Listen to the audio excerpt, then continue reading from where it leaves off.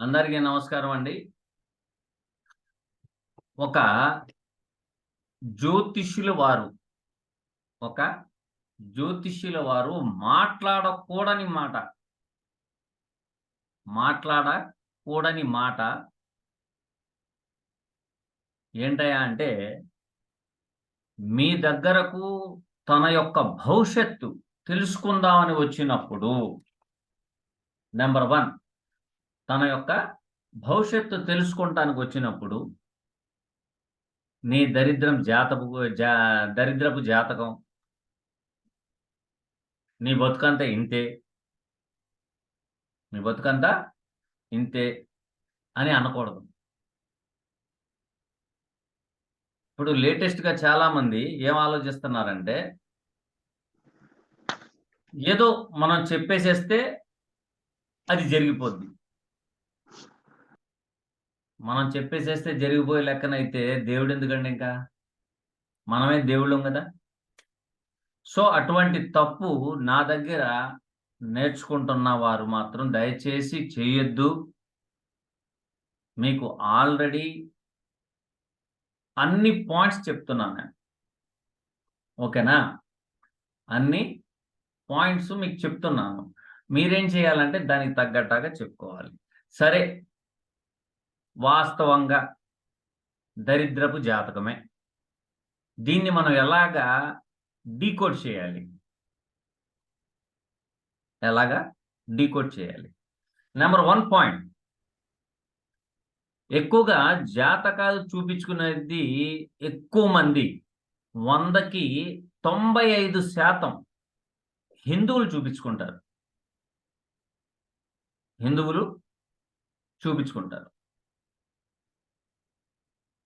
3% members Muslims చూపించుకుంటారు. 2% Christians కూడా చూపించుకుంటారు. అయితే అసలు జాతకాల మీద నమ్మకం ఉండాలా? వద్దా? అనే దాని మీద ప్రతి కులములో బాగా గమనించాలి మీరు. అందరం మనం హిందువులు, ముస్లిమ్స్, క్రిస్టియన్స్ అని కొట్టుకు సస్తున్నాం. మళ్ళీ ఈ హిందువుల్లో కూడాను వీళ్ళు నాయుళ్ళు, వీళ్ళు చౌదరీసు, వీళ్ళు రెడ్డి, వీళ్ళు కంసాలి అని మళ్ళీ కొట్టుకుంటున్నాం. అంటే అర్థం ఏంటి దీంట్లో? చక్కగా వేద శాస్త్రాలున్నాయి. అవి మనం చదవం. చెబితే వినం. ఇక ముస్లిమ్స్ వాళ్ళకి 3 గ్రంథాలున్నాయి. తౌరీత్, ఇంజీల్, జబూర్, ఖురాన్. ఇవి అంత దూరం చదివినోళ్ళు ఎంతమంది ఉన్నారు?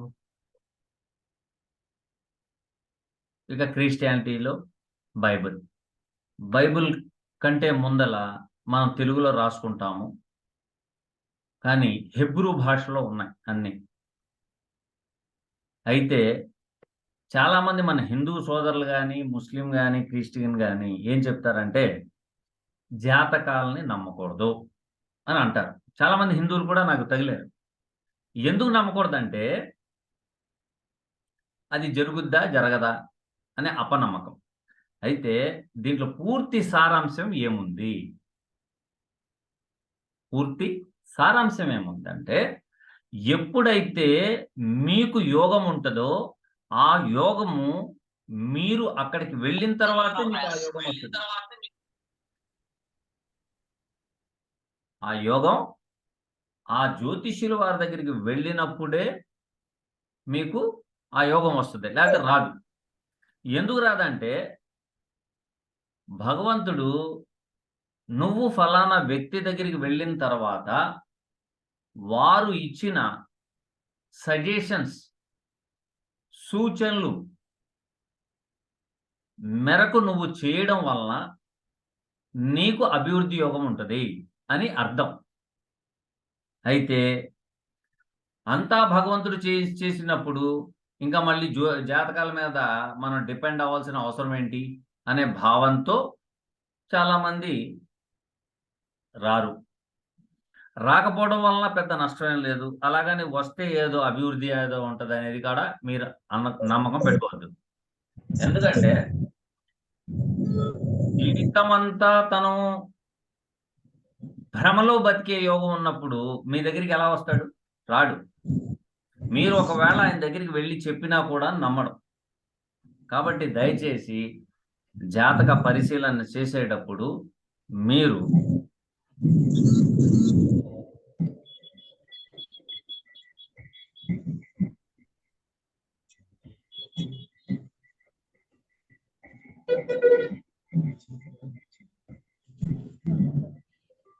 సార్ రవికుమార్ గారు, రవికుమార్ గారు చెప్పండి సార్, చెప్పండి చెప్పండి రవికుమార్ గారు చెప్పండి చెప్పండి సార్. టాడా, రవికుమార్ టాడా, టేడానా ఏదో ఉంది చూడండి, అది తీడా తీడా తీడా రవికుమార్.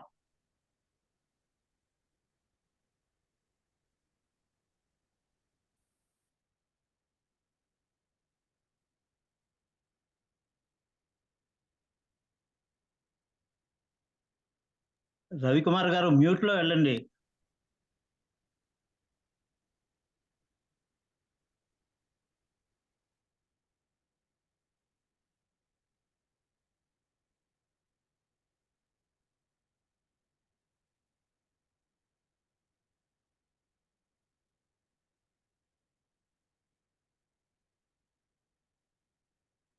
అయితే మనం ఎప్పుడూనూ అలా చెప్పకూడదు దయచేసి.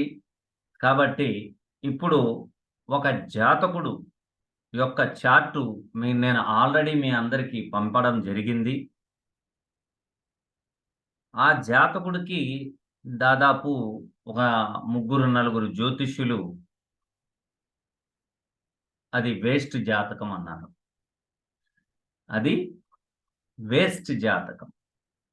సో సరే, మనం చూద్దాం వేస్ట్ జాతకమో కాదో అనేది కూడా మనం కూడా చూద్దాం. ఆయన ఏమడిగాడంటే, గురుగారు ఒక్కసారి మీరు నా జాతక పరిశీలన చెయ్యండి. ఎందుకంటే Rahu in different houses, Rahu in different houses అనే వీడియో చూడడం జరిగింది. దాంట్లో మీరు చెప్పింది ఎగ్జాక్ట్లీ 100కి 100% అవి జరుగుతున్నాయి అన్నారు. ఒక్కసారి మనం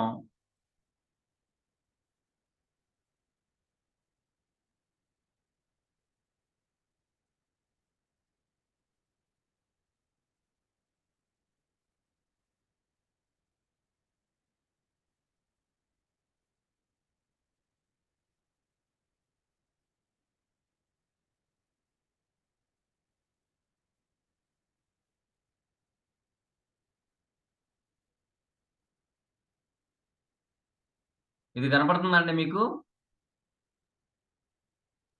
కనపడుతుందా మీకు? కనిపిస్తుంది సార్. ఓకే. లగ్నంలో శని, ఇది చూడండి, బాగా గమనించాల మీరు. లగ్నంలో శని, 6వ భావంలో రాహు, 8వ భావంలో చంద్రుడు, 10వ భావంలో శుక్రుడు, 11వ భావంలో కుజుడు, గురువు, కేతువు, రవి, బుధ. మనం గతంలో చెప్పుకున్నాం ఏమనంటే రాహు ఉచ్ఛాభావాలలో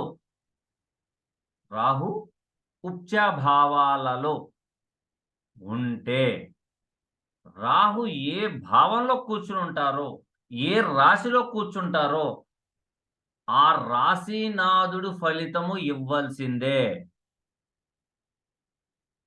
ఆ రాశినాథుడు ఫలితం ఇవ్వాల్సిందే. ఆ రాశినాథుడు రవి. ఈ రవి ఎక్కడ కూర్చున్నారో చూసారా? 12వ భావంలో కుంభరాశిలో కూర్చున్నారు. అవును సార్. ఎవరితో? తన మిత్రుడైన కుజుడు, తన మిత్రుడైన గురువు, తన మిత్రుడైన బుధుడు, తన మిత్రుడైన ఇంటర్నల్ కేతుతో సంబంధం పెట్టుకున్నారు. కానీ ఇక్కడ సహజంగా మనం ఏం చెప్తామంటే అన్ని గ్రహాలు వ్యయంలో పడిపోయినాయి కాబట్టే ఈ జాతకుడు పనికి మాలినోడు, దేనికి పనికి రాడు. ఇదేనా మనం డిసైడ్ చేసేది, ఇంకేమైనా ఉందా? మనం చెప్పుకున్న దానిలో రాహువే వీళ్ళందరి ఫలితాలు ఇస్తాడు అని. ఆ సంగతి ఆయనకి తెలవాలిగా.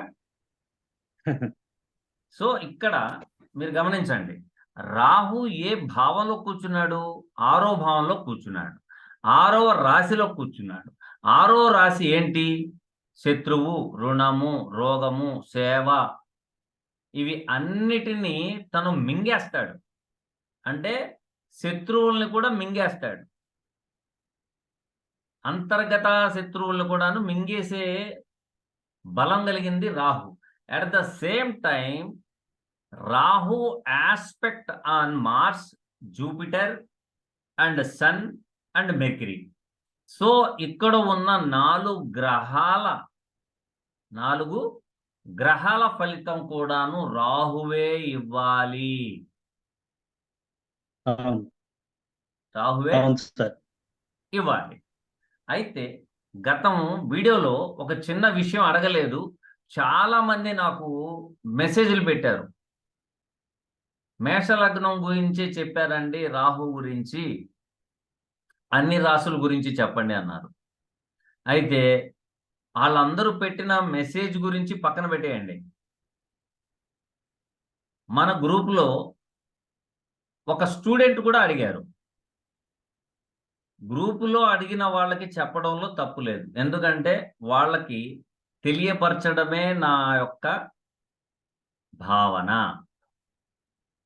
కాబట్టి 6వ భావంలో రాహుకి కేంద్రంలో కుజుడు, గురువు, రవి, బుధ ఉన్నారు. అయితే రాహు ఉన్న స్థానం కాడ నుండి మనం చూసాం. చాలా మందికి డౌట్, లగ్నం నుంచి ఎలా చూస్తారు? చంద్రుడి నుంచి కదా చూడాల్సిందే అన్నారు. పరాశర మహర్షి ఏం చెప్పారు? నాకు ఆయన చెప్పింది కావాలి, మీరు నేను చెప్పుకున్నది వద్దు మనకి. ఎప్పుడైతే లగ్నము నుండి ఉచ్చాభావాల్లో అంటే 3, 6, 10, 11 భావాల్లో గ్రహాలు, నైసర్గిక పాపగ్రహాలు ఉంటే ఆయుర్దాయం పెరుగుతుంది అని మీరు రాసుకోవాలి. అలాగే దేహం అనుభవించడానికి దేహం ఉన్నప్పుడు మనసులో ఉండే భావనలు కూడా ఉండాలిగా. మనసులో భావాలు ఉత్పత్తి అయితేనే కదా దేహం అనుభవించేది. సో మనస్కారకుడి నుంచి చూద్దాం. చంద్రుడు తులారాశిలో ఉన్నారు. తులారాశి కాడి నుంచి చూసుకుంటే, తులారాశి నుండి చూసుకుంటే 6వ భావంలో శని, ఉచ్చాభావం. అలాగే 11వ భావంలో రాహు, ఉచ్చాభావం. సో ఈ లగ్నానికి 1, 8 అధిపతి అయిన శుక్రుడు 3వ స్థానంలో ఉన్నాడు. అంటే ఈ దేహం ఒక విధంగా ఆలోచిస్తుంటే మనసు మరొక విధంగా ఆలోచిస్తుంది. మనస్సు ఏం చెప్తుంది? ఈ జాతకుడికి ఏం చెప్తుంది అంటే, లగ్నము నుండి పంచమాధిపతి అయిన చంద్రుడు 8లో పడ్డాడు. పంచమం అంటే ఏంటండి? సల్యూషన్స్. ఎదుట వ్యక్తికి సల్యూషన్స్ ఇచ్చే స్థానాధిపతి అయిన moon in the place of 8th. 8th is constructions, operations, hospitalisation, తయారీ, మేకింగ్. అర్థమవుతుందా? Making products, any one, database, ఈ అన్ని తయారీ విధానంలో ఏవి తయారీ విధానంలో అంటే designing, software designing, coding designing. ఇతగాడు 5వ భావాధిపతి 8లో ఉన్నాడు. తను తయారు చేసే ప్రోడక్ట్ ఇమాజినేషన్ అని ఎందుకు పదం వాడానంటే, ఇమాజినేషన్ కి కారకత్వం వహించే గ్రహము Rahu. Rahu in the place of 11th. Moon to 11th place లో ఉన్నారు. రాహు యొక్క కారకత్వాలు తీసుకుని వస్తూ రాహు యొక్క నక్షత్రంలో ఉండడం గమనించవలసిన విషయం. స్వాతి నక్షత్రం. స్వాతి నక్షత్రం అవును. అంటే ఏంటి? రాహుకు సంబంధించిందేగా. రాహుదే. ఉచ్చాభావంలోనే కదా ఉంది రాహు. అవును సార్. ఓకేనా? ఈయన ఒక మంచి డిజైనర్, మంచిగా తయారు చేసే ప్రోడక్ట్ లో మేకర్. ఈయన జీవితం మహా అద్భుతం, మహా అద్భుతం. అయితే మన జ్యోతిష్యులు చేసే మొదటి తప్పు ఏంటయా అంటే లగ్నములో శని. ఇక్కడ మీరు గమనించాల, లగ్నంలో శని, ఆ శని దేనికి సంబంధం ఉంది, ఏ ఏ భావాలకు సంబంధం ఉందో ఒకసారి చూద్దాం. 11వ భావం, 12వ భావం. 12వ భావం ఫలితాలు ఆయన ఇవ్వడు. ఎందుకంటే 12వ భావంలో 5 గ్రహాల యుతి. సో 12వ భావ ఫలితం ఇవ్వడం. కానీ 11వ భావ ఫలితం ఇస్తాడు. 11వ భావం ఏం చెప్పుకున్నామండి మనం?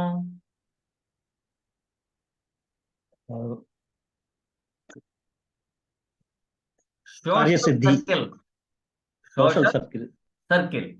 సో సోషల్ సర్కిల్ కి స్థానాధిపతి ఎవరు? శని. ఈ శని ఆయన ఏం చెప్తున్నాడు, మనకేం చెప్తున్నాడంటే సోషల్ సర్కిల్లో ఉన్నత స్థానంలోకి వెళ్ళే యోగాలు నీకు ఇస్తాను అని చెప్పాడు, అంతే అని చెప్పాడు. కానీ 12వ భావానికి అధిపతి ఎవరు? మళ్ళీ ఆయనే. ఓకేనా? అవును సార్.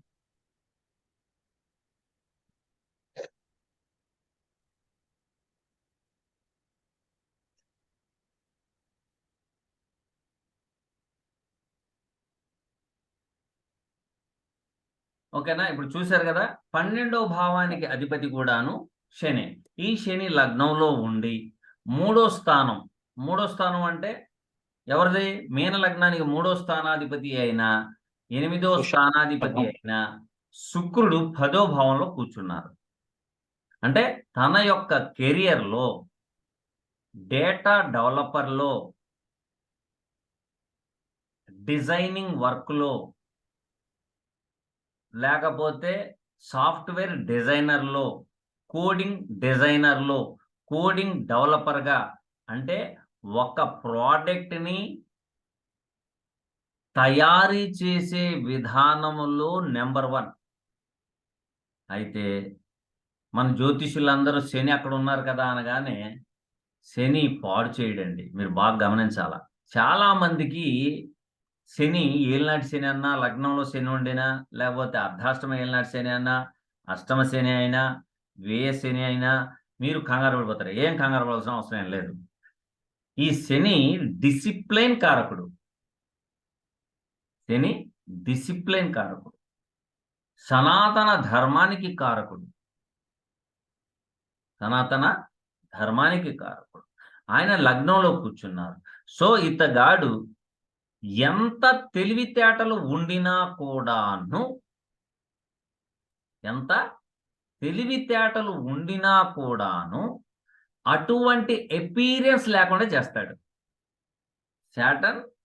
అటువంటి ఎపీరియన్స్, అతగాడు పిల్లాడిలాగుంటాడు, మంచి నాలెడ్జ్ ఉంటుంది, పెద్ద పెద్దోళ్ళు చూసినా కూడాను అంత నాలెడ్జ్ గల వ్యక్తిలాగా కనపడ్డు. ఎందుకంటే శాటర్న్కి బాగా గమనించాల, లగ్జరీస్ గా ఉండడు. శాటర్న్ ఒపీనియన్ ఏంటంటే లగ్జరీస్ గా ఉండడు. At the same time luxury maintain చేయాలి. లగ్జరీ మెయింటైన్ చేయాలంటే మళ్ళీ ఏ భావం చూడాలి? 5వ భావం చూడాలి. ఈ 5వ భావాధిపతి ఎంజాయ్మెంట్ లగ్జరీగా ఉండాలంటే 5వ భావం. 5వ భావాధిపతి 8వ భావంలో పడిపోయాడు. అంటే ఈయన కష్టజీవే తప్ప లగ్జరీస్ గా బతకడం కష్టం. ఎందుకంటే శాటన్ మూలంగా ఈయన లగ్జరీస్గా ఉండడు, ఎపీరియన్స్గా కనపడ్డు. ఈయన దగ్గర ఉన్న నాలెడ్జ్ చాలా అద్భుతంగా ఉంటుంది, ఇబ్బంది ఏం లేదు. మనకు కావాల్సింది ఏంటంటే ఆయన దగ్గర నాలెడ్జ్ ఉన్నా లేకపోయినా, అంటే నాలెడ్జ్ లేకపోయినా పర్వాలేదు కానీ ఒక 8 ఉంగరాలు, మెడలో చైను, ఖద్దరు బట్టలు, కనపడేటట్టుగా ఒక 1000 రూపాయలు 2000 రూపాయల నోటు ఏమో చొక్కా జేబులో వేసుకుంటే చాలు. ఆయన దగ్గర నాలెడ్జ్ ఉందా లేదా అనేది మనకు పని లేదు, ఎపీరియన్స్ ఉందా లేదా అనేదే పని. సో ఎపీరియన్స్గా మీరు జీవించాలనుకుంటున్నారా? జీవించండి. లేదు, త్రికరణ శుద్ధిగా ఉండి చేయాలనుకుంటున్నారా? చేయండి. సో దీంట్లో కూడాను 6వ భావంలో రాహు ఇక్కడ ఏం చేయాలంటే ఎపీరియన్స్ మెటీరియలిస్టిక్గా ఉండాలంటే రాహుని యాక్టివేషన్లోకి తెచ్చుకోవాలా. లేదు, మనం నాలెడ్జ్గా ఉండాలి, ఎదుటి వ్యక్తులతో సంబంధం లేదు, మనం నాలెడ్జ్ గ్రోత్ చేసి అందరికీ నలుగురికి చెప్పాలి అంటేనే రూపాయి వస్తుంది, లేకపోతే రాదు. అది కేతు కారకత్వం. కేతు డ్రాగన్ వ్యక్తిలాగా ఉంటే మీకు మంచి అద్భుతమైన ఫలితాలు వస్తాయి. అవుట్ ఆఫ్ కంట్రీ నుంచి కూడా మీకు కాల్స్ వస్తాయి. అవుట్ ఆఫ్ కంట్రీ వాళ్ళకు కూడాను మీరు సొల్యూషన్స్ ఇచ్చుకోవచ్చు, ఇబ్బంది ఏమీ లేదు. ఎవరో చెప్పారు మా జాతకం బాగోలేదు, నేను అష్టదరిద్రుడిని అంటే లేదండి, భగవంతుడు మానవ రూపంగా మానవుడిగా జన్మను ప్రసాదించినప్పుడు కొన్ని కర్మఫలాలు అనుభవించక తప్పదు. సో మీరు వెళ్ళేది ఖచ్చితంగా మంచి వేనే. ఒకటి. రెండోది, ఇతగాడికి ఆస్ట్రాలజీ వస్తుందా రాదా అనేది ప్రశ్న. మీరు బాగా గమనించాలి. ఆస్ట్రాలజీ రావాలంటే ఫస్ట్ చాలా మంది ఏం చెప్తారంటే బుధుడు, గురువు, శుక్రుడు అంటారు. సరే, ఈయనకి పంచమాధిపతి ఎవరు? చంద్రుడు. కాబట్టి ఆస్ట్రాలజీ రాదు, ఎందుకంటే బుధుడు లేడుగా, బుధుడు వ్యయాధిపతి, చతుర్థ సప్తమాధిపతి అయ్యి, కాబట్టి వచ్చే ఛాన్స్ లేదు. సరే, శుక్రుడు 3కి 8కి అధిపతి, ఆయన 10లో కూర్చున్నాడు, కాబట్టి ఆయనకి సపోర్టు బుధుడు సంబంధం ఉండాలా, లేకపోతే జూపిటర్ సంబంధం ఉండాలా, కానీ లేదు. సరే, రాదు. ఇప్పుడు ఈ జూపిటర్ ఏంటి? 1, 10కి అధిపతి, ఈయన 12లో పడిపోయాడు. మనం ఎప్పుడు చూసినా ఇలాగే చూస్తాం, ఈ యాంగిల్లోనే చూస్తాం, మరొక యాంగిల్లోకి వెళ్ళాం. మీరు బాగా గమనించండి. 5వ భావము అంటే ఎదుటి వాళ్ళకి చెప్పేది, సొల్యూషన్స్ ఇచ్చేది. ఇది మీరు మర్చిపోకూడదు. 5వ భావం అంటే ఆటలు, లెర్నింగ్, పిల్లలు, ఇవన్నీ వస్తాయండి, ఇవన్నీ వస్తాయి దాంట్లో. కానీ ఆ భావానికి కారకత్వాలు మాత్రం వేరు. ఇది మీరు బాగా గమనించాలా. ఇతగాడికి ఆస్ట్రాలజీ వస్తుందా అని నన్ను ప్రశ్నించడం జరిగింది. మీకు 100కి 100% ప్రిడిక్షన్ ఇవ్వగలరు. మీరు చెప్పిన ప్రిడిక్షన్ రాంగ్ అవ్వదు అని చెప్పడం జరిగింది.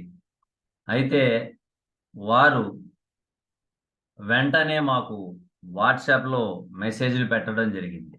అయితే ఈయన ఆస్ట్రాలజరా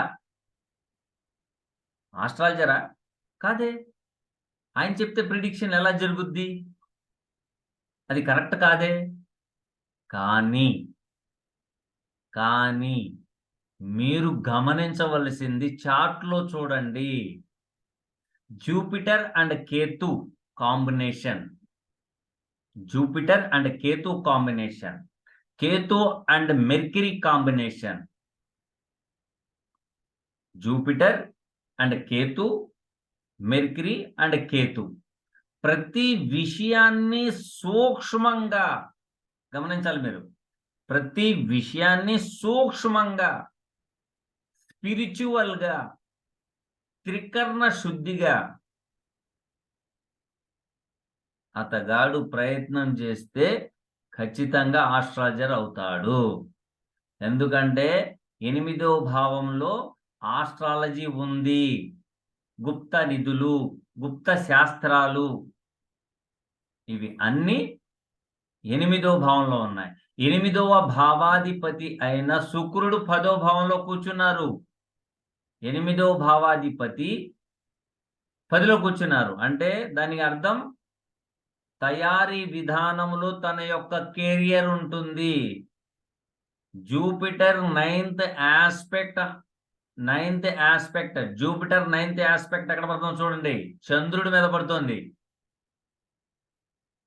చంద్రుడి మీద పడుతుంది. పడుతున్నప్పుడు ఏమవుతుందండి అక్కడ? Jupiter is ఎక్స్ప్లైనర్. ఎక్స్ప్లైన్ లో ఏం చెప్తున్నాడంటే క్రియేటివిటీ లెవెల్స్ ఎక్కువగా ఉన్నాయి. తను మామూలుగా నాయనా నాకు ఇలా ఇబ్బందిగా ఉంది, నాకు ఇది పరిస్థితి అంటే నీకు ఏం కంగారు పడమాకమ్మా, ఒక 10 మందికి ఇద్దరికి భోజనం పెట్టు, అక్కడి నుంచి నువ్వు పట్టుకున్నదల్లా బంగారం అంటే అదే జరుగుద్ది. ఇంకోటి కూడా చెప్తున్నా,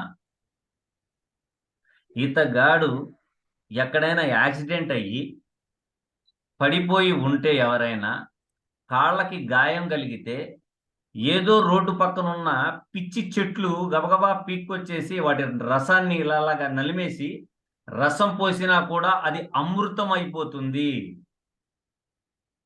అది అమృతం అయిపోతుంది అంటే అది ఉంది, ఆ యోగం ఉంది. అట్లాంటి పట్టుకొని మనం అష్టదరిద్రుడు అంటే ఎలాగండి? That is not correct. So first మీరు చార్ట్ని స్టడీ చేయండి. గ్రహాలు ఏ భావంలో ఉన్నాయి, అవి ఏం చెప్తున్నాయి ఫలితాలు అనేది మీరు గమనించుకుంటే అద్భుతంగా ఉంటుంది. కాబట్టి ప్రతి ఒక్కళ్ళు ఏ జాతకాన్ని కూడాను తక్కువ చేసి మాట్లాడొద్దు, తక్కువగా చూడొద్దు. అయితే మళ్ళీ ఇప్పుడు లింక్ కట్ అవుతుంది. దాంట్లో మీకు ఎంత అష్టదరిద్రుడి జాతకమైనా కూడాను తిరగరాయగలిగే శక్తి ఎవరికి ఉంటుంది? పరాశర మహర్షి భగవంతుని అడిగితే ఆ భగవంతుడు ఎవరికి ఉంటుందో చెప్పిన విషయాన్ని నెక్స్ట్ క్లాస్లో నేను చెప్తాను. ఇప్పుడు లింక్ వదులుతాను, మళ్ళీ జాయిన్ అవ్వండి ఒక 5 నిమిషాల్లో. Thank you.